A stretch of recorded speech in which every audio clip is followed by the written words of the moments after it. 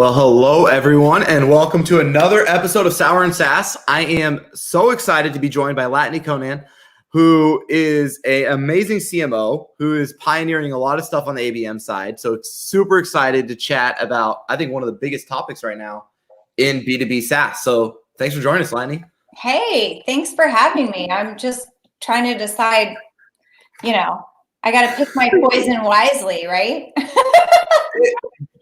Both are poison. So we're choosing between two evils. I was telling you offline, like, ironically, I'm not a huge sour. Like, I don't like sour, and I host a sour show. So here we are. So I'm always equally in it with you. Now, before we jump in, I had a question. We'll jump into the sour, but we can jump into the interview. So 6sense, what you're doing there and what you're trying to communicate, what have you found to be like the hardest part of differentiating 6sense from Terminus, Rollworks, Madison Logic, and the rest of this like ABM community as CMO? Like, how are you going about that? How are you trying to differentiate in this kind of noisy type ABM space? So a couple things.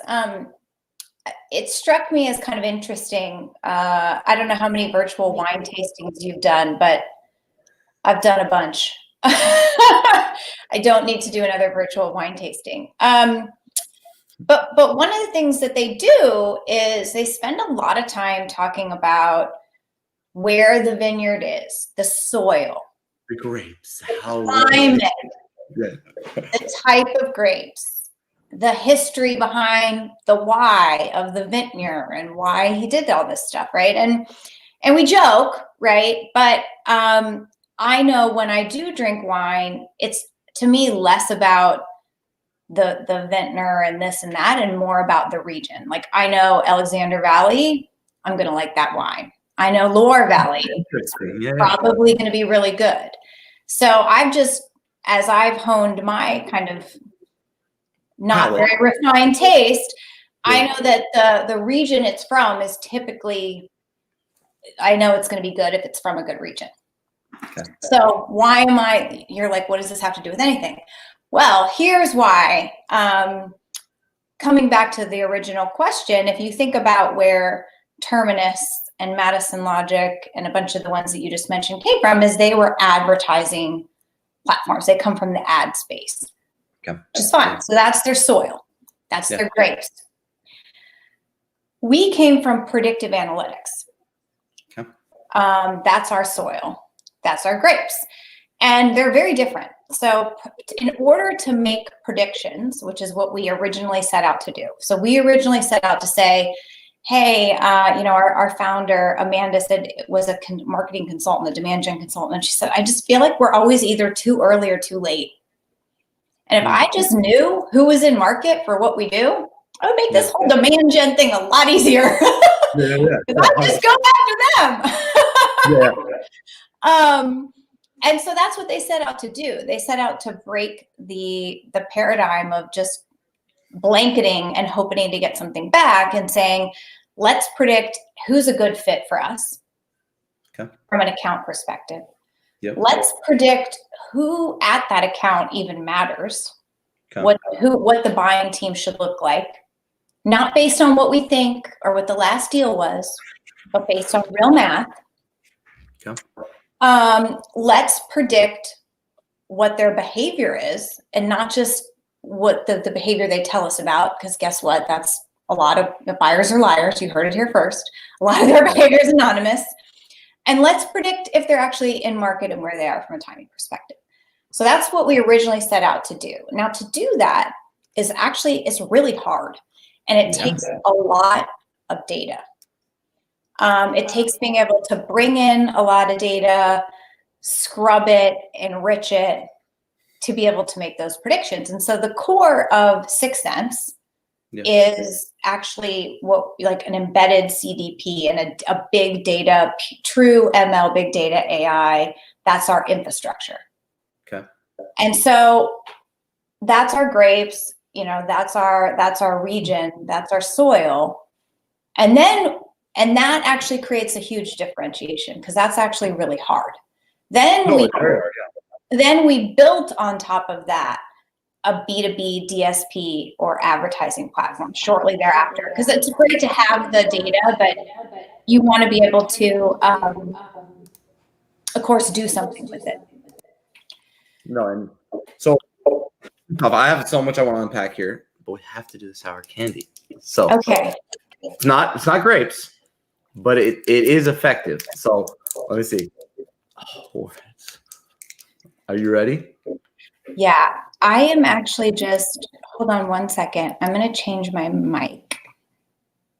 Okay. Hello?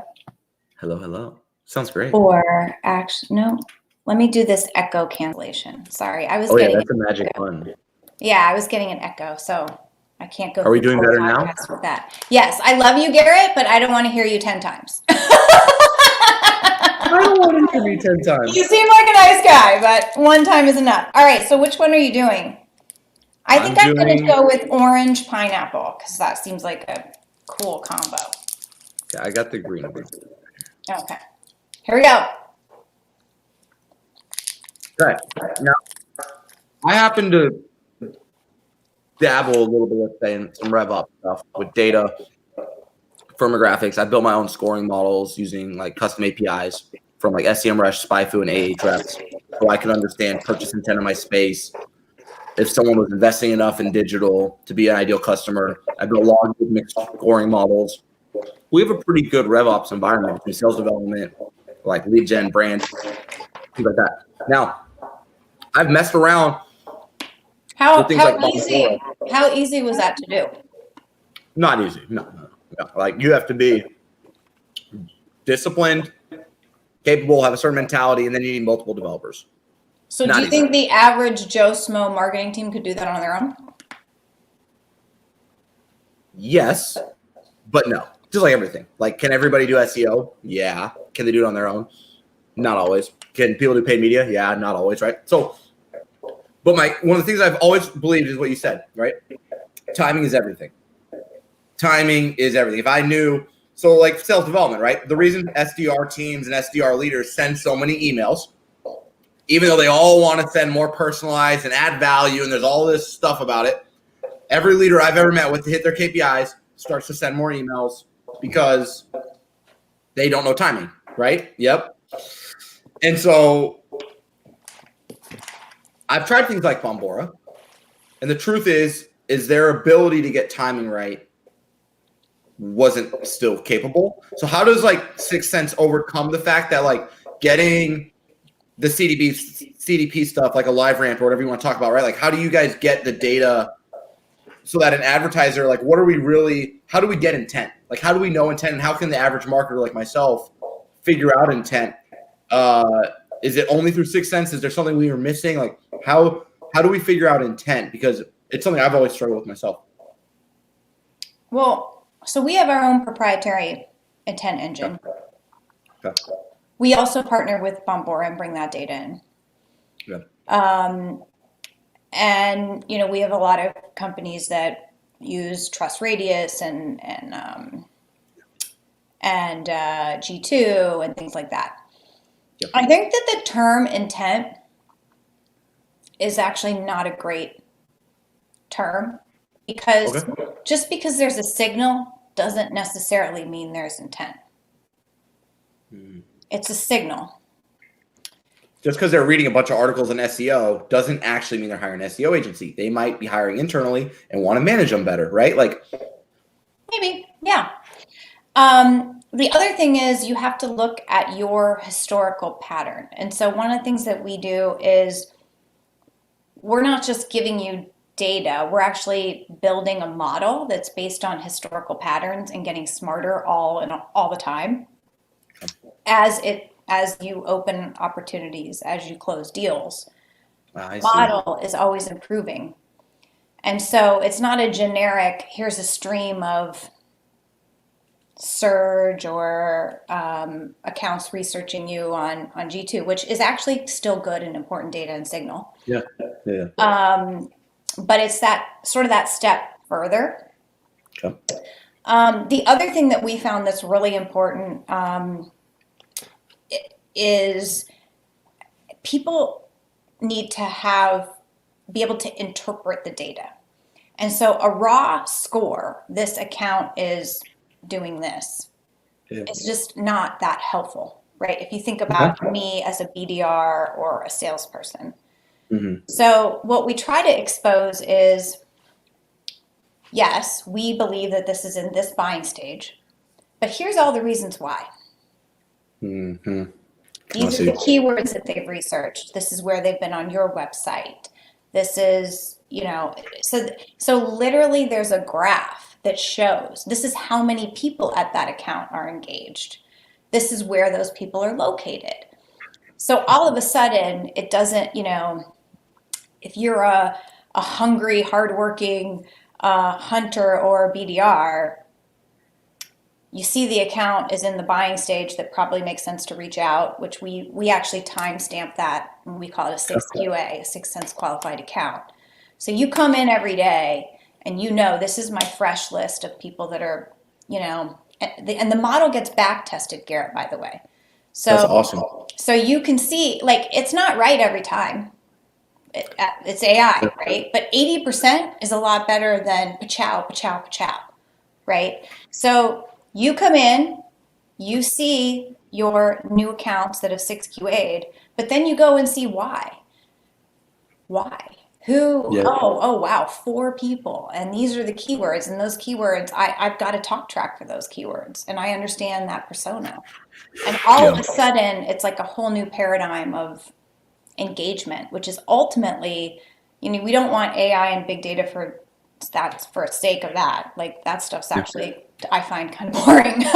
I'm a marketer. I like brand. I want to connect. But when I have that, all of a sudden I can start to do some really unique things. So the ads that I serve, I'm not going to serve you any old ad. I'm going to serve you an ad based on the intent keyword I know you're researching.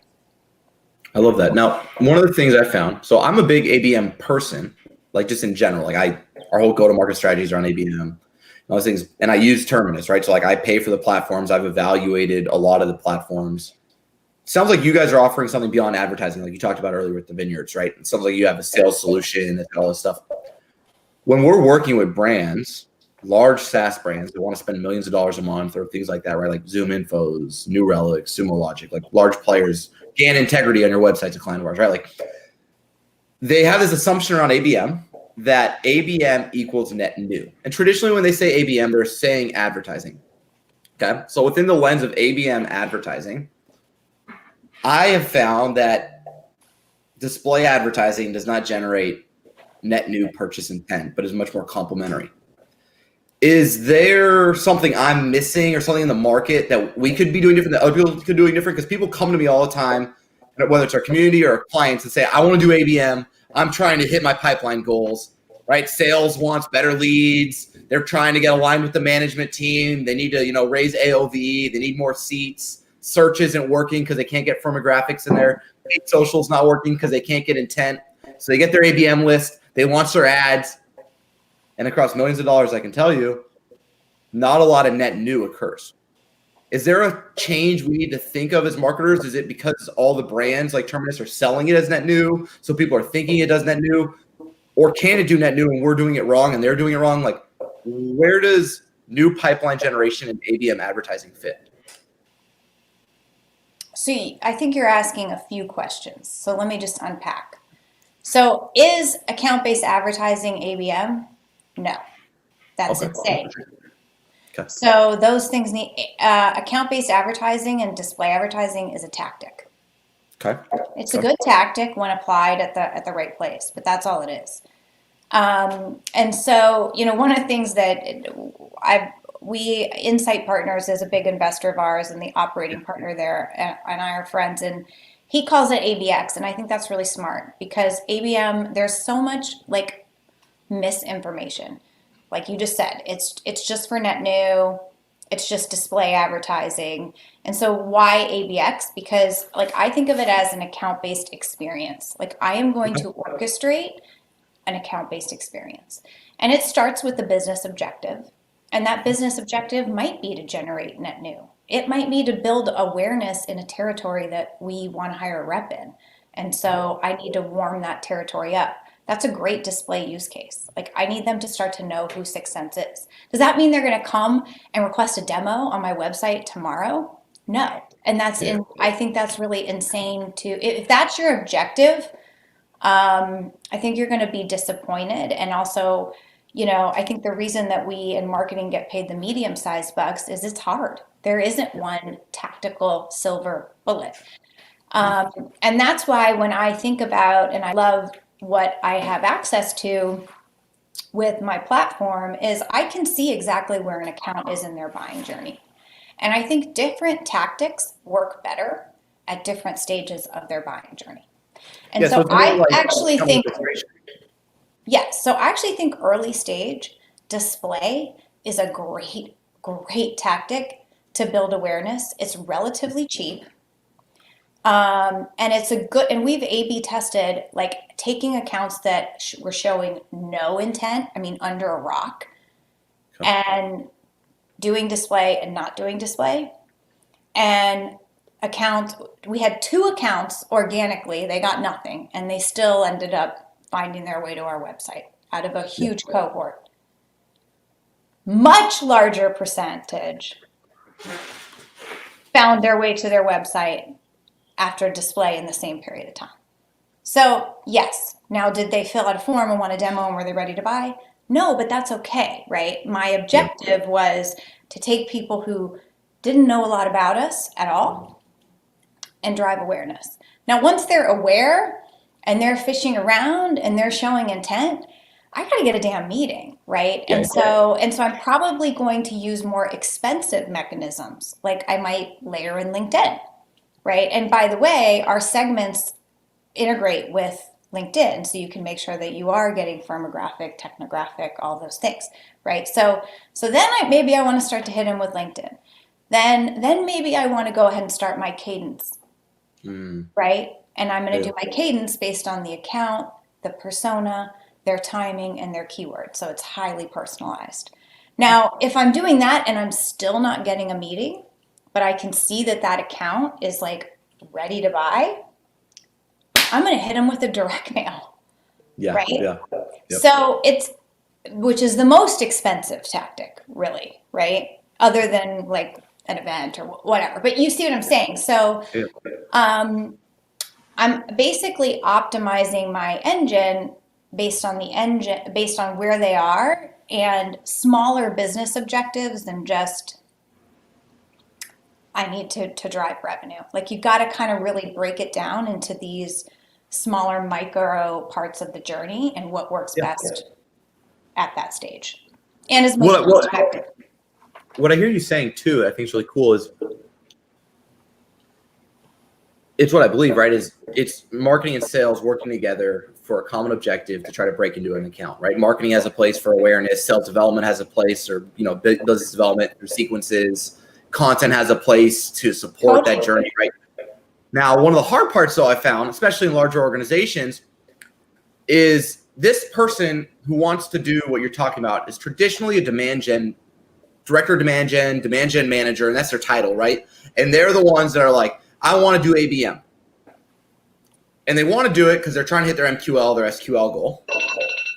But they don't necessarily have the blessing of what you're communicating, right? Which is sales development's bought in, the CRO's bought in, the head of sales is bought in. So how can marketers who are like, yes, I've done the role works, I've done the radiuses, I've done the demand bases, I've done the terminuses, I haven't maybe got what I wanted from just display ads, and I need to orchestrate, I need to do the Engagios, the 6sense's, right? I need to have a little bit more account orchestration and engagement and collaboration.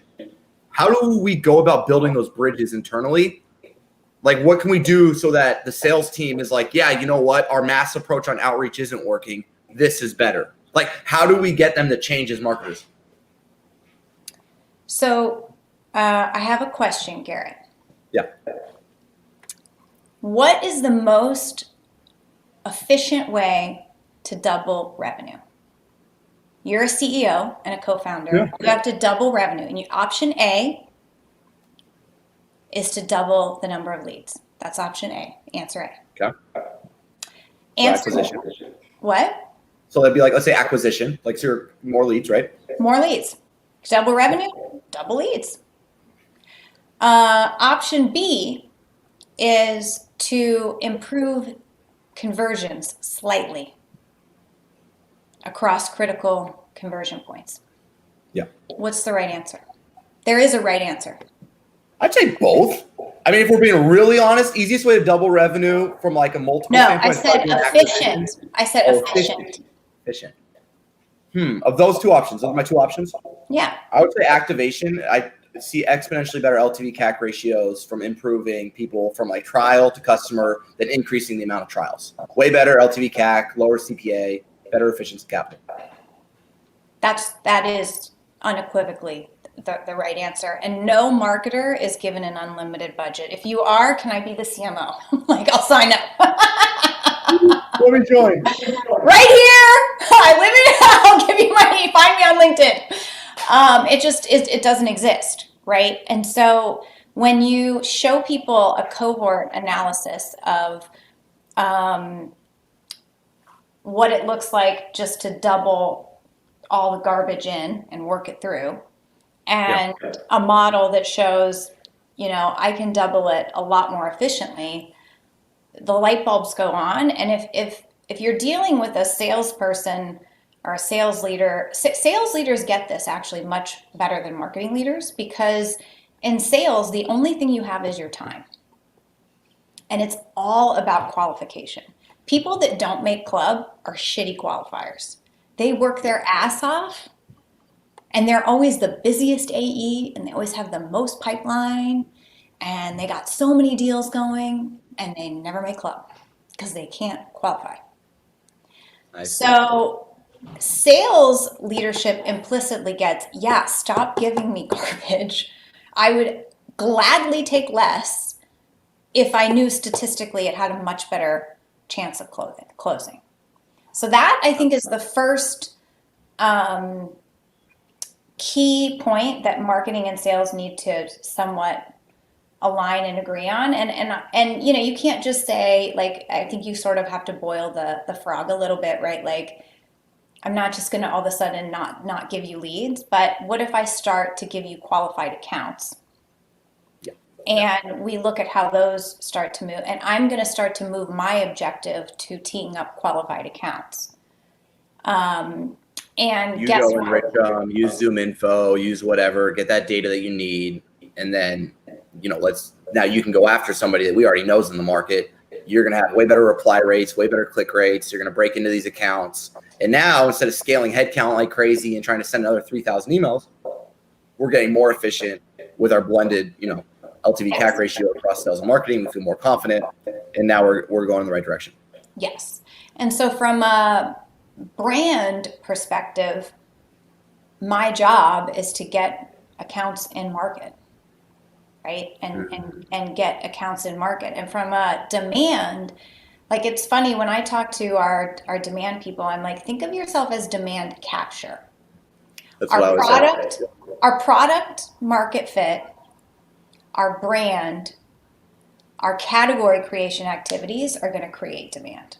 You're not really creating anything.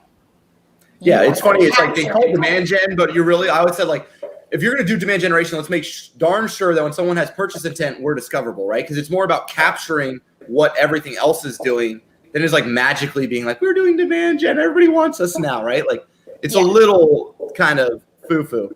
Now, we have one more candy. Okay. Are you ready? This time I'm going for mango melon. Heck yeah. I've got the watermelon one in front of me. Okay. I'm actually allergic to watermelon, so I'm not going to do that one. Don't do that one.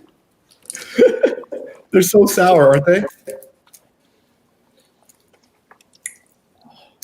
Now, I'm going to be like so amped up after this because I don't eat a lot of sugar. Yeah. I'm going to be like literally like running around my office in circles. Now with only 40, you guys are talking, it's only 940 sugar.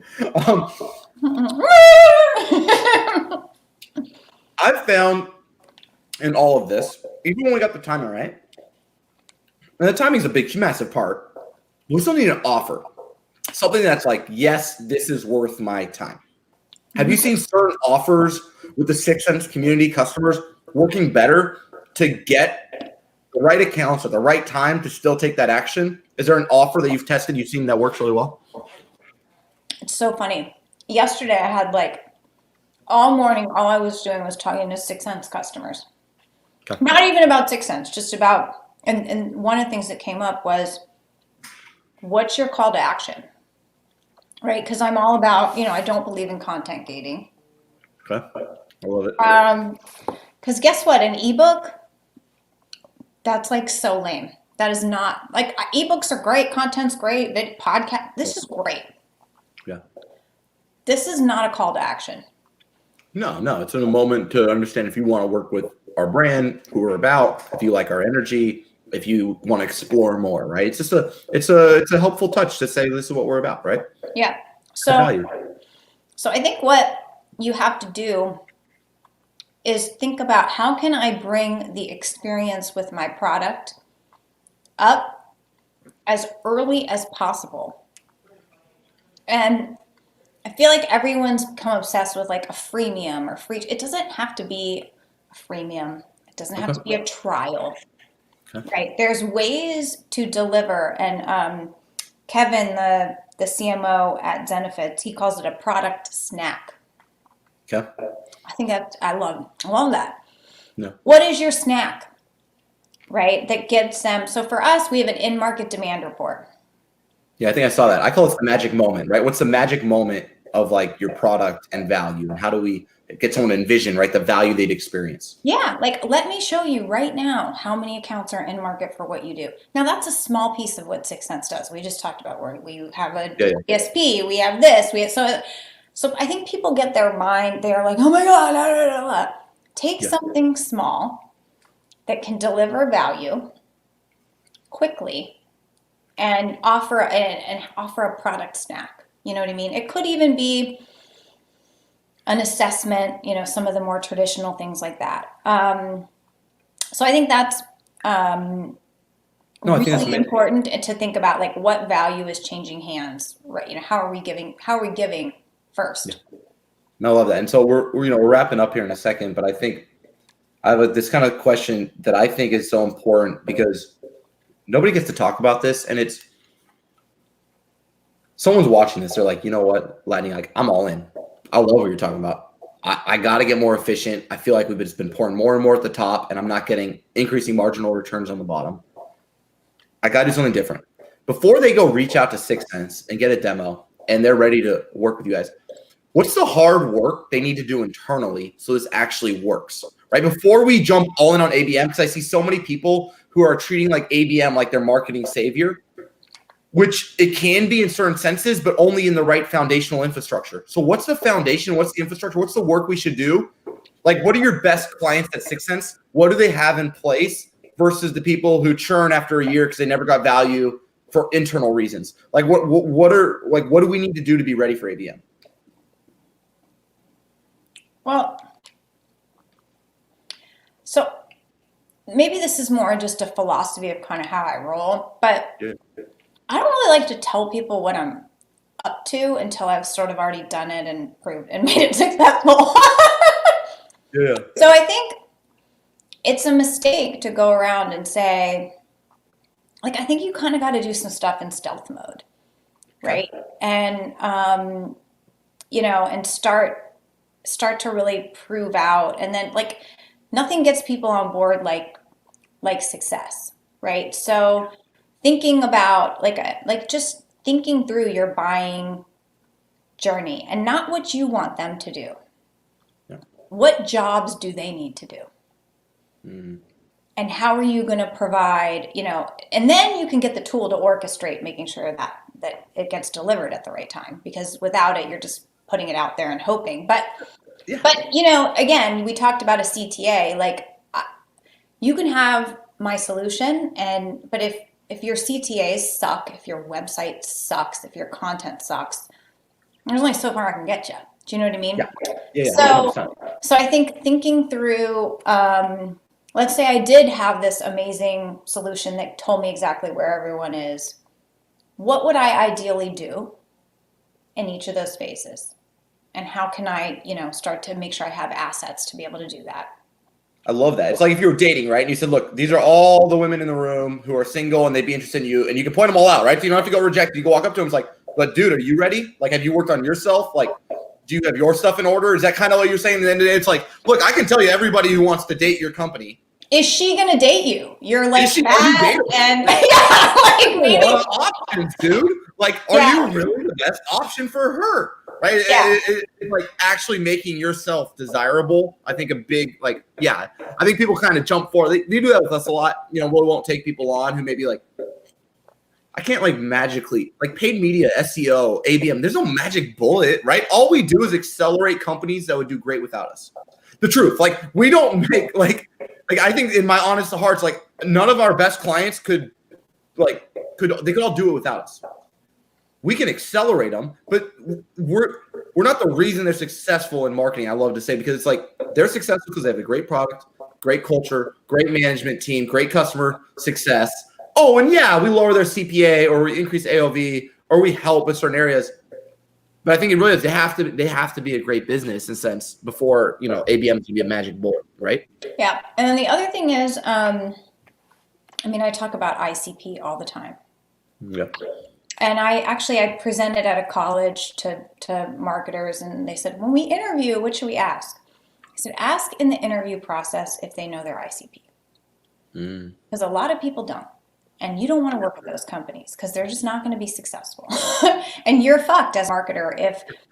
If you don't know the ICP, then you're just going to be pouring money into, again, and that's when you're going to get sales complaining about the MQLs. So, you know, I think helping people understand that concept, thinking through your segmentation, you know, really getting alignment with sales on what are those critical like conversion points in the journey. I call it like your revenue operating model. And who are the people we're not working with? Let's just be real. Like, who are we not working with? Who are we not working with? And for the people we are working with, what's our ASP? What's our cycle time? What's our conversion rates for all of these critical things? Because then it's like, now I have something that I can go and improve. Like I talked about the A answer versus the B answer. If you have that revenue operating model, then I can say, here's where we are today. I want to increase this thing by 50%. Giddy up. And here's how I'm going to do it. Okay. I love it. Well, thank you, Latané. Thank you so much. Is there anything you want to share with the group? I know you have your amazing book that you wrote. Is there any way people can follow you, maybe get access to your book, anything like that? Yeah, we're doing I think a 99-cent promo now. So. Oh my God. Okay. Yeah. It's an audio book, a physical book, a Kindle, lots of formats. Okay. So that's a great way to, and I go through a lot of these concepts in a lot of detail. So that's something. We've got book club in a box. So if you talked about change management, and I don't sell technology, I sell change. And my technology is a catalyst for change. But one of the things that we're doing with a bunch of companies is book club in a box, like read it, understand the concepts, the revenue operate. A lot of things I talked about are in that, mapping out your buying jobs, because that's really foundational to being able to then supercharge it with tech.